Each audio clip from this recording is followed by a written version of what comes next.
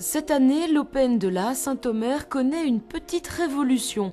Pour la 7e édition du tournoi, le Challenge Tour n'est plus seul à être disputé sur le parcours atlantique. Le Challenge Tour constitue la 2e division et pour la première fois, le club accueille une épreuve d'envergure européenne. Saint-Omer a pris du galon cette année avec la venue des joueurs du Tour européen du 12 au 15 juin. La dotation globale suit le même parcours, 400 000 € à la clé cette année. Cette année, on a réussi, après plusieurs années sur le Tour français Challenge Tour, à monter sur le Tour européen. Et c'est une consécration pour nous, puisqu'il y a 30 parcours en Europe qui ont le privilège d'organiser un tournoi du Tour européen. Donc ça veut dire que le parcours est reconnu par le Tour européen et que ça peut permettre à des amateurs de venir voir ce que c'est que du beau golf chez nous.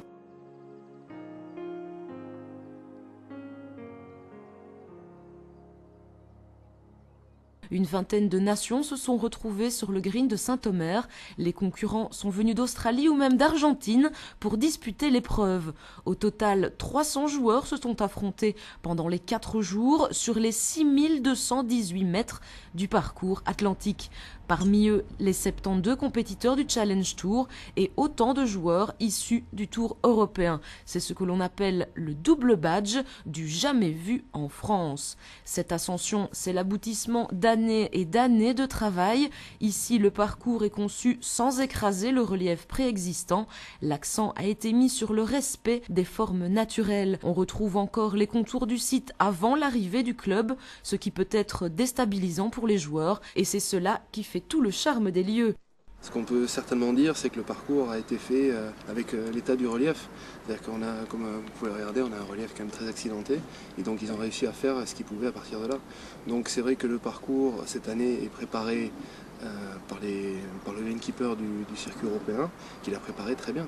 C'est-à-dire que les greens sont très bien faits, les bunkers sont très bien délimités, les obstacles doux ont été travaillés. Enfin, le parcours est on peut dire, au mieux qu'il puisse être.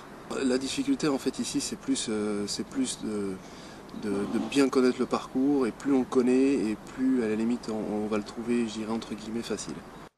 C'est-à-dire que, comment dire, les difficultés de dénivelé du terrain, quelque part, c'est le golf. Le golf, on n'a jamais les pieds à plat, on a toujours des coups différents à taper. Maintenant, sur ce parcours, c'est vrai que c'est un peu plus que peut-être sur d'autres. Mais bon, là, comme je vous répète, la vraie difficulté, c'est d'abord de bien le connaître, je pense. Plus on le connaît, et mieux on jouera. Autre joueur de haut vol, il s'agit de notre compatriote Nicolas Van Oetegem. En 2002, il remportait le Challenge Tour de Saint-Omer. Cette année, ses ambitions étaient claires, renouveler les mêmes résultats avec un mental prêt pour la victoire. Pour lui, la connaissance du site est essentielle et ici à Saint-Omer, aucune place n'est laissée au hasard. Au fur et à mesure qu'on connaît le parcours, alors à ce moment-là, on a sa routine et on sait ce qu'on doit faire. Mais c'est clair que comme les fairways roulent énormément et les greens sont très durs, bon, le calcul est plus délicat et plus juste. Mais sinon, le parcours est en super état et il faut s'amuser, quoi.